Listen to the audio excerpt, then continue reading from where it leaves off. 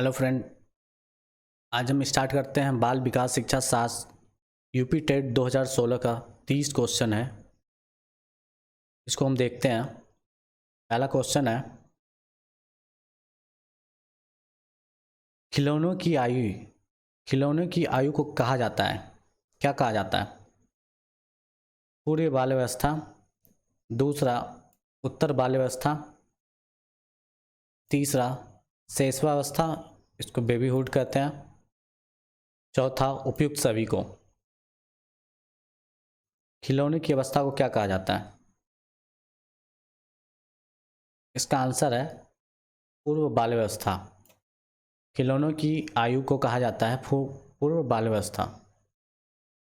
दूसरा क्वेश्चन है, निम्नलिखित में से कौन सी पूर्व बाल व्यवस्था की विशेषता नहीं है? निम्नलिखित में से कौन सी पूर्व बाल व्यवस्था की व्यवस्था नहीं है? पहला है दल समूह में रहने की अवस्था, दूसरा अनुकरण की अवस्था, तीसरा प्रश्न करने की अवस्था, चौथा खेलने की अवस्था।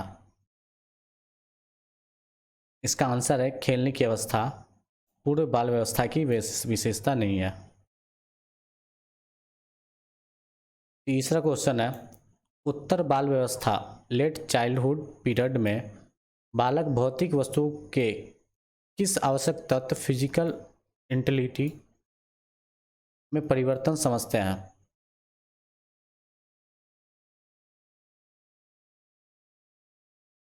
पहला है द्रव्यमान, दूसरा द्रव्यमान और संख्या, तीसरा संख्या, चौथा द्रव्यमान संख्या और क्षेत्र।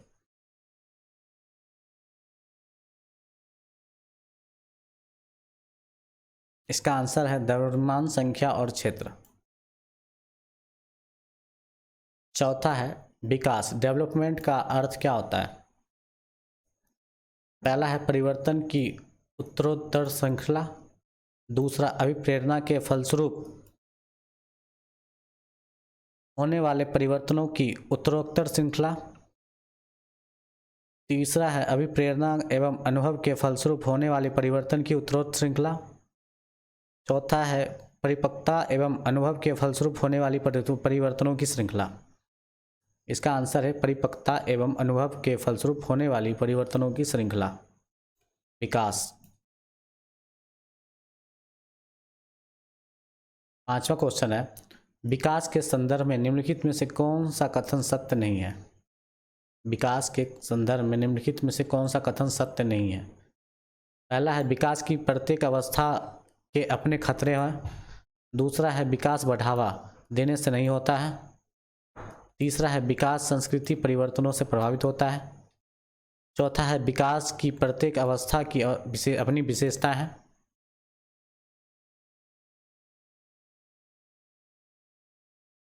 इसका आंसर है विकास बढ़ावा देने से नहीं होता है।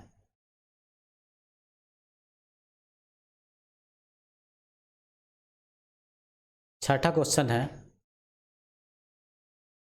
निम्नलिखित में से कौन सा विकासात्मक कार्य उत्तर बाल व्यवस्था से उपयुक्त नहीं है? निम्नलिखित में से कौन सा विकासात्मक कार्य उत्तर बाल व्यवस्था से उपयुक्त नहीं है?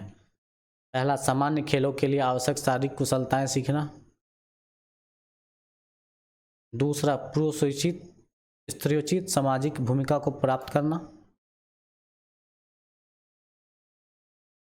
तीसरा है व्यक्तित्व आत्मनिर्भरता प्राप्त करना, चौथा है अपने हम उम्र बालकों के साथ रहना।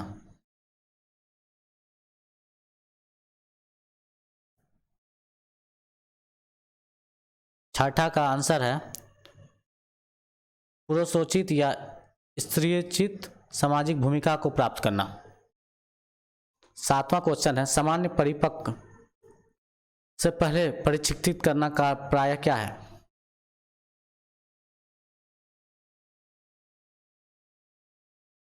इसका आंसर है सामान्य कौशल के निष्पादन के संदर्भ में बहुत लाभकारी होता है, दूसरा कुल मिलाकर हानिकारक होता है, तीसरा दीर्घकालीन दृष्टि से लाभकारी होता है, चौथा लाभकारी हो या हानिकारक इस पर निर्भर करता है कि परीक्षण में किस प्रकार की विधि का प्रयोग किया गया है। इसका आंसर है लाभकारी हो या हानिकारक इस पर निर्भर करता है कि परीक्षण में किस प्रकार की विधि का प्रयोग किया गया है।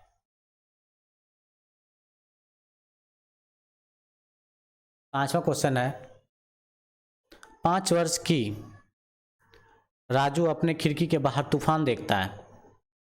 बिजली चमकती है और कड़कने की आवाज़ आती है। राजू शोर सुनकर उछलता है। बार बार यह घटना होती है। फिर कुछ देर शांति के पश्चात बिजली कड़कती है।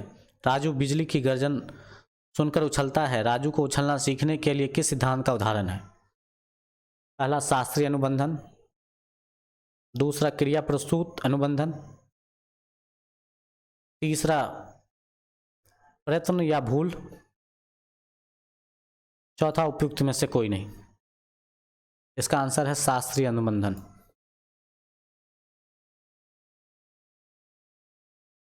9वां क्वेश्चन है, सकारात्मक दंड का निम्नलिखित में से कौन सा उदाहरण है? सकारात्मक दंड का निम्नलिखित में से कौन सा उदाहरण है?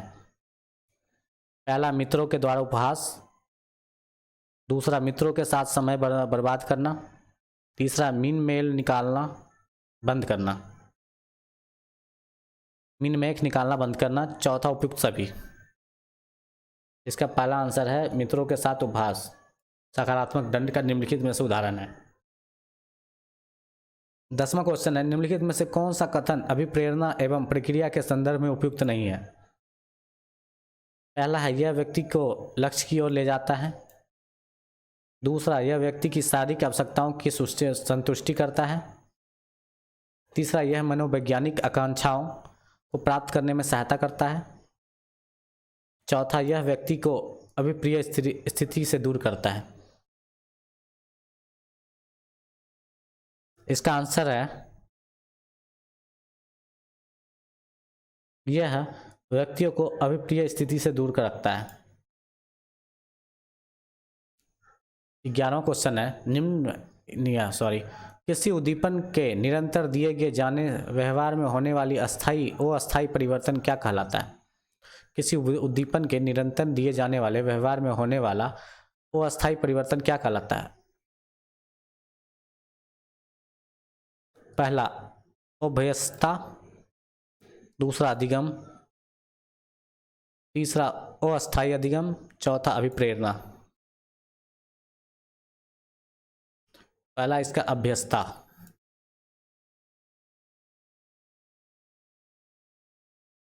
12वां क्वेश्चन है, विद्यार्थी की अभिवृत्ति में परिवर्तन के लिए निम्नलिखित में से किस विधि का प्रयोग अध्यापक को नहीं करना चाहिए? फिर से पढ़ रहा है, विद्यार्थियों की अभिवृत्ति में परिवर्तन के लिए निम्नलिखित में से किस विधि का प्रयोग अध्यापक को नहीं करना चाहिए? पहला है दबाव से किसी बात या विचार के लिए राजी करना, दूसरा है किसी विचार को दोहराना अथवा दृढ़तापूर्वक व्यवहार, तीसरा है किसी प्रशंसनीय व्यक्ति के द्वारा समर्थक एवं स्वीकृति, चौथा है संदेश के साथ साहचर्य स्थापित करना। इसका आंसर है दबाव से किसी बात या विचार के लिए राजी करना। 13वां क्वेश्चन है, उपलब्धि अभिप्रेरक के संबंध में निम्नलिखित में से कौन सा कथन सही है? पहला है उपलब्धि अभिप्रेरक जीवित रहने के लिए आवश्यक है, दूसरा है यदि व्यक्तिगत क्षमताओं की संतुष्टि महत्वपूर्ण है तो उपलब्धि अभिप्रेरक को विकास प्रेरक कहा जाता है, तीसरा है यदि व्यक्तियों के मध्य प्रतियोगिता पर बल है तो उपलब्धि अभिप्रेरक को सामाजिक अभिप्रेरक कहा जाता है, चौथा है उपयुक्त सभी। इसका आंसर है उपयुक्त सभी।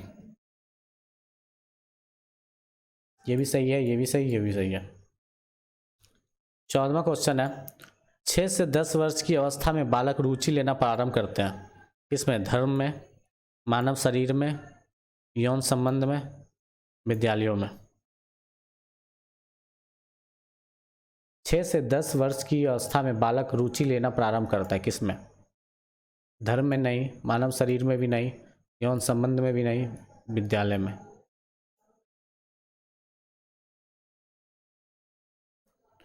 15वां क्वेश्चन है, कौन सा सिद्धांत व्यक्त करता है कि मानव मस्तिष्क एवं बर्फ की चट्टान के समान है जो अधिकांशतः छिपी रहती है एवं उसमें चेतन के 3 स्तर हैं? आइसबर्ग के समान है। पहला गुण सिद्धांत, प्रकार सिद्धांत, मनोविश्लेषणात्मक सिद्धांत, चौथा व्यवहारवाद सिद्धांत। इसका आंसर है मनोविश्लेषणवाद सिद्धांत, मनोविश्लेषणात्मक सिद्धांत है। 16वां क्वेश्चन है, कुछ लोगों का कहना है कि जब बालकों को गुस्सा आता है तो वो खेलने के लिए चले जाते हैं जब तक कि पहले से अच्छा महसूस नहीं करते, और उनके व्यवहार में निम्नलिखित में से कौन सा प्रतिरक्षा तंत्र प्रतिलक्षित होता है? पहला प्रक्षेपण, दूसरा विस्थापन, तीसरा प्रतिक्रिया निर्माण, चौथा उदात्तीकरण। इसका आंसर है विस्थापन। इसका आंसर है विस्थापन।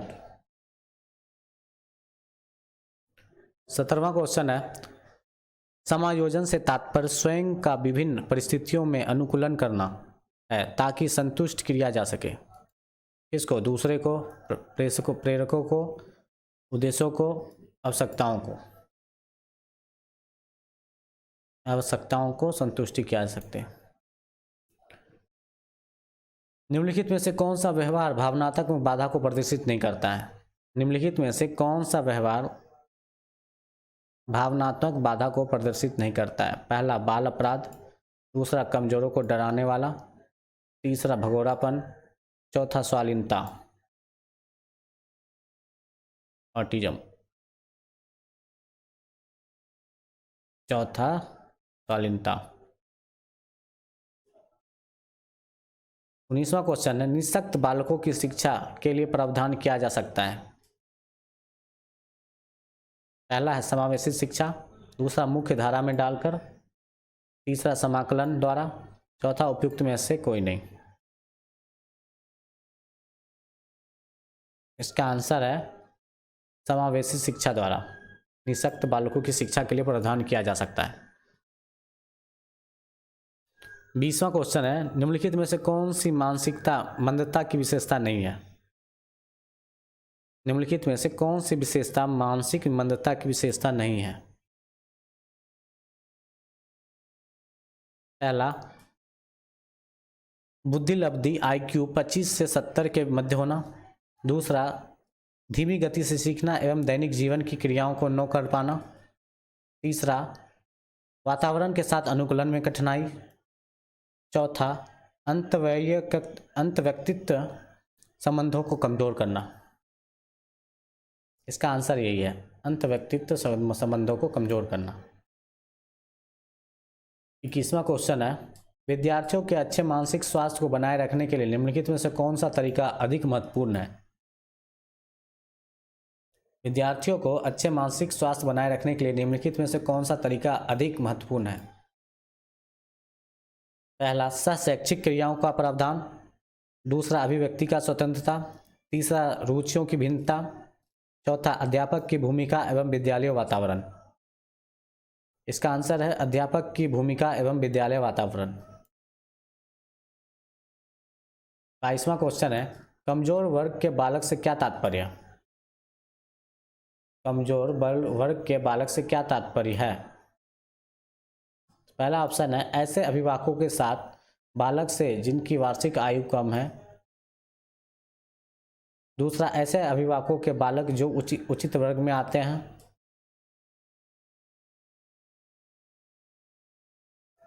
तीसरा ऐसे अभिभावकों के बालक जो गरीबी रेखा के नीचे सीमा पर आते हैं, चौथा ऐसे अभिभावक के बालकों में से जो सरकार के द्वारा निर्धारित न्यूनतम सीमा की वार्षिक आय की सीमा से नीचे वर्ग के आते हैं। इसका ऑप्शन यही है, ऐसे अभिभावकों के बालक जो सरकार द्वारा निर्धारित न्यूनतम सीमा की वार्षिक आय की सीमा के नीचे वर्ग के आते हैं, ये है।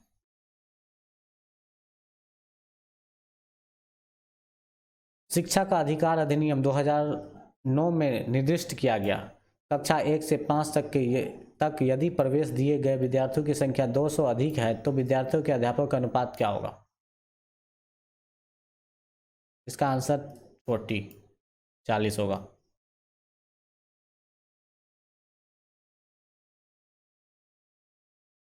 चौबीसवां क्वेश्चन है, क्रियात्मक अनुसंधान के संबंध में कौन सा कथन सही नहीं है? पहला यह अध्यापकों एवं शिक्षा व्यवसाय से जुड़े लोगों के द्वारा किया जाता है। दूसरा, यह किसी विशिष्ट समस्या के समाधान के लिए किया जाता है। तीसरा, व्यापक स्तर पर निर्णय लेने के लिए सूचना संकलन का कार्य करता है। चौथा, स्थानीय स्तर पर रोजमर्रा की समस्याओं के समाधान के लिए अनुक्रमात्मक अनुसंधान किया जाता है। इसका आंसर है व्यापक स्तर पर निर्णय लेने के लिए सूचना संकलन का कार्य करता है।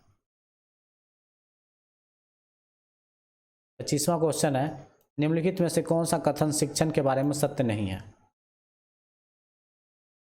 पहला, शिक्षण में सुधार किया जाता है। दूसरा, शिक्षण औपचारिक एवं अनौपचारिक है।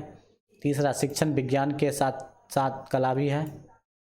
चौथा, शिक्षक अनुदेशिक है। शिक्षण अनुदेशिक है। 25 का आंसर है शिक्षण अनौपचारिक एवं अनौपचारिक भी है। 26वां क्वेश्चन है, राष्ट्रीय पाठ्यचर्या रूपरेखा 2005 में गुणवत्ता आयाम शीर्षक के अंतर्गत अधिक महत्व दिया गया। किसको दिया गया? भौतिक सिद्धांतों को,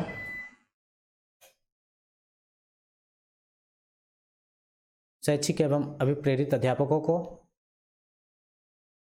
बालकों के लिए ज्ञान के संदर्भ में संरक्षित अनुभवों को, चौथा, बालकों के लिए संरक्षित अनुभव एवं पाठ्यक्रम सुधार को।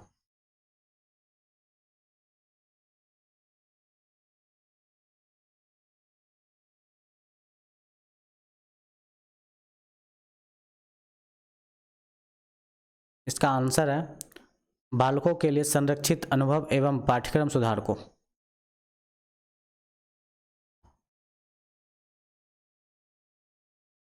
27वां क्वेश्चन है, राष्ट्रीय पाठ्यचर्या रूपरेखा 2005 में निम्नलिखित में से किस परीक्षा संबंधित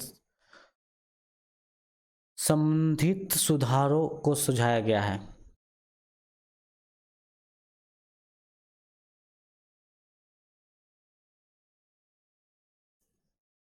इसका आंसर है कक्षा 10 की परीक्षा ऐच्छिक। दूसरा, विद्यालयीय शिक्षा की विभिन्न अवस्थाओं पर राज्य स्तर की परीक्षा संचालन करना। तीसरा, प्रतियोगी परीक्षा में ऐच्छिक। चौथा, उपयुक्त सभी।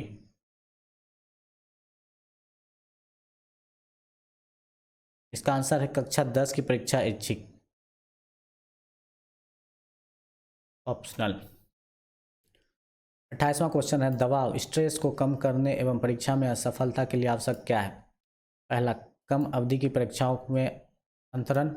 दूसरा, विद्यालय शिक्षा की विभिन्न चरणों के परीक्षाओं का आयोजन। तीसरा, वार्षिक एवं अर्धवार्षिक परीक्षाएं। चौथा, विभिन्न प्रवेश परीक्षा के लिए विभिन्न एजेंसी की स्थापना।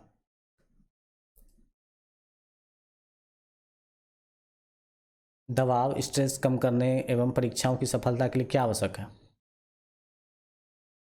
इसका आंसर है कम अवधि की परीक्षाओं की ओर अंतरण।